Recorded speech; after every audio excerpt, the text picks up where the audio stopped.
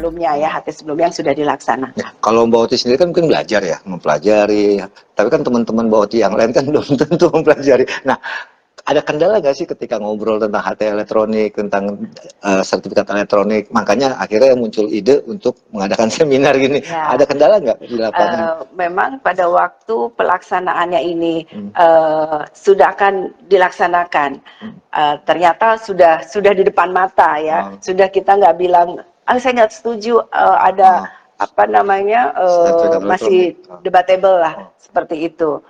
Mau nggak mau kita harus siap. Tapi kalau dibilang, kok nggak ada sosialisasinya, saya sendiri mengalami sudah sosialisasi, saya sudah dipanggil TVRI pada waktu itu, saya juga sudah apa namanya dengan Ibu Hadi waktu itu di mall loh, di mall itu kan masyarakat umum, tidak hanya notaris atau PPAT di lingkungan apa namanya kerja ya, atau misalnya di Pengwil atau di Pengda, tapi di suatu mall yang semua orang bisa mendengar dan bisa bertanya. Jadi saya rasa hal itu sudah cukup untuk mensosialisasi, tapi ternyata banyak juga yang apa namanya saya Kaget. belum pernah dengar gitu. Kaget-kaget ya.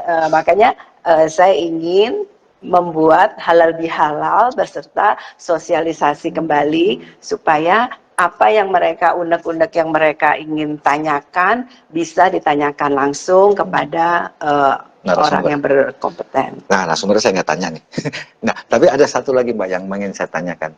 Apakah dengan dibuatnya sertifikat elektronik ini akan mengurangi pekerjaan PPAT? Mengurangi pekerjaan PPAT, saya rasa nggak mengurangi ya.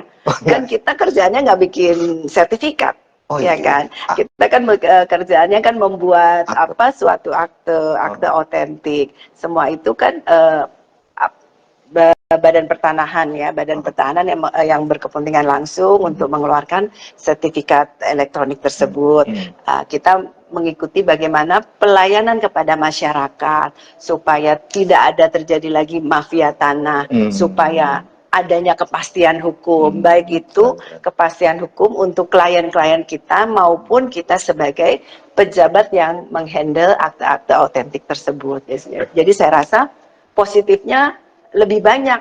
Jadi kalau nanti misalnya akte itu dibuat elektronik, kan kita juga ada apa namanya tanda tangan elektronik, materai elektronik. Semuanya kan bisa link dengan KTP, dengan Dukcapil, bahwa orang yang hadir bukan orangnya itu lebih minimal. Kita minimalkan supaya tidak ada lagi terjadi mafia-mafia tanah seperti yang terjadi sebelumnya. Tapi apakah nggak merugikan PPAT? Karena kalau dulu kan bisa klien datang, sekalian dong tolong diurusin balik nama, diurusin jadi sertifikat sampai datang ke BPN. Nah kalau sekarang kan bisa lewat laptop, daftar sendiri. Apakah itu tidak? Tidak ada daftar sendiri. Sertifikat elektronik tetap akte jual belinya kan kita yang buat. Ketika mendaftarkan ke BPN itu kan klien bisa daftar sendiri. Biasanya kan selalu sekarang masih lewat PPAT. Hak tanggungan kan juga seperti itu. Masih banyak bantuan dari PPAT dengan pihak bank. Jadi tidak bisa dilakukan sendiri seperti itu. Jadi kalau saya rasa itu malah lebih mempermudah karena kita bekerja juga nggak mau juga menjadi korban dari oknum-oknum atau mafia-mafia tanah sehingga merugikan apa namanya kita sebagai pejabat pembuat akte tanah. Berarti tidak mengurangi ya? Tidak ada yang apa namanya gosip-gosip atau hoak-hoak yang nanti peran PPAT menjadi tidak ada gitu ya. Kalau sampai saat ini sih saya rasa masih safety karena perjalanannya nanti kan juga kalau Indonesia memang menjadi lebih bagus untuk menjadi adanya kepastian hukum, kepemilikan tanahnya, kepemilikan sertifikat, bukan orangnya yang hadir, yang banyak PPAT dipermasalahkan, yang hadir adalah bukan orangnya, seperti itu. Walaupun memang ada KTP rider dan lain sebagainya, hal tersebut lebih meminimalkan sehingga untuk kita dan klien menjadi lebih aman. Berarti mengamankan buat pekerjaan PPAT juga. Lebih mengamankan. Jadi kita harus mendengarkan, jangan mendengarkan hoak-hoak yang tidak bertanggung jawab, bahwa ini adalah untuk kepentingan kita semua. Nah, terakhir Mbak Oti, hal apa yang membuat Mbak Oti kok katanya sosialisasi sudah dari dulu sudah, kok mau bikin sosialisasi lagi nih? Apakah karena memang sosialisasi ini belum merata ke seluruh, ya khususnya untuk anggota Ikanot Undip, belum merata semua dah tahu gitu? Apakah? Ya, tentu kalau suatu peraturan baru nggak seperti semudah kita membalik telapak tangan. Ada orang-orang yang mempunyai sertifikat tapi nggak paham. Nggak paham bahwa apa sih HT elektronik, banyak pertanyaan. Dan daripada pertanyaan itu, statement kita ulang berkali-kali, bagaimana kalau kita sosialisasi, kita berdiskusi, apa sih yang membuat sertifikat elektronik itu apa gitu, karena ternyata banyak juga teman-teman yang kapan sih, makanya saya bilang kok kapan, saya sendiri sosialisasi di mall udah ada gitu, tapi banyak teman-teman bertanya kepada saya. Berarti informasi nggak merata dong ya?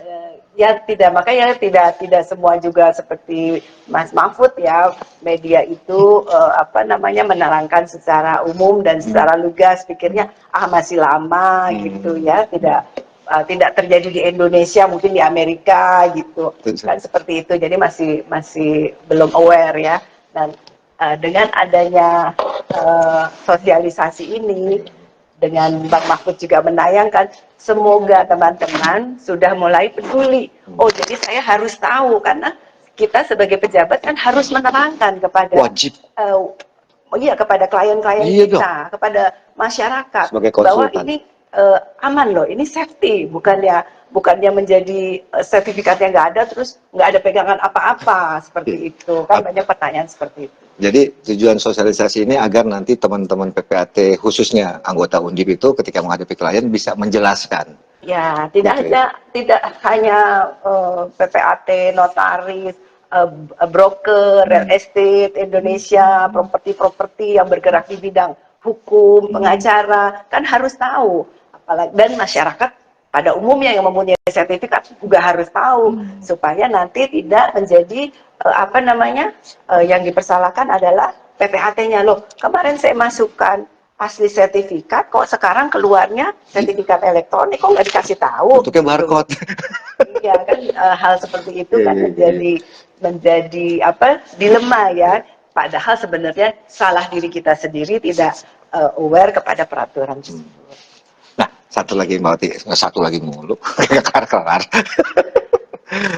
Harapan Mbak Oti dengan adanya sosialisasi mendatang ini, khususnya buat teman-teman anggota Ikano Undip. Harapan saya, teman-teman, terutama tidak hanya Ikanot Undip tadi, tapi masyarakat pada umumnya bisa mengikuti nanti adanya sosialisasi seperti ini, sehingga merasa aman dan merasa nyaman karena sudah mengetahui apa itu sertifikat elektronik. Jadi tidak ada lagi hoax-hoax yang bermunculan, curiga dan lain sebagainya. Karena ini bukan hanya di Indonesia, jadi di luar negeri pun sudah memakai cara-cara seperti ini. Jadi monggo kalau yang ingin hadir di tanggal 22 April, flyernya juga sudah ada, supaya segera meregistrasi, karena kita juga ada keterbatasan kuota untuk tempatnya. Berarti ada bocoran nggak sih target pemerintah sampai mendigitalisasi sertifikat se-Indonesia itu? Ada bocoran nggak per tahun berapa? Jangka waktunya. Sampai tahun berapa gitu selesai semua? Ya, tentu yang kemarin saya tahu ada 20 wilayah ya sudah menjadi proyek dari pemerintah untuk sertifikat elektronik, mungkin karena sudah lengkap. Jadi saya yakin sih akan selindo ya, akan selindo nanti akan akan terjadi sertifikat elektronik ini. Jadi nggak usah takut, nggak usah worry, karena mau tidak mau kita harus mengikutinya. Kalau kita tidak mau ikut zaman yang sedang maju. Oke.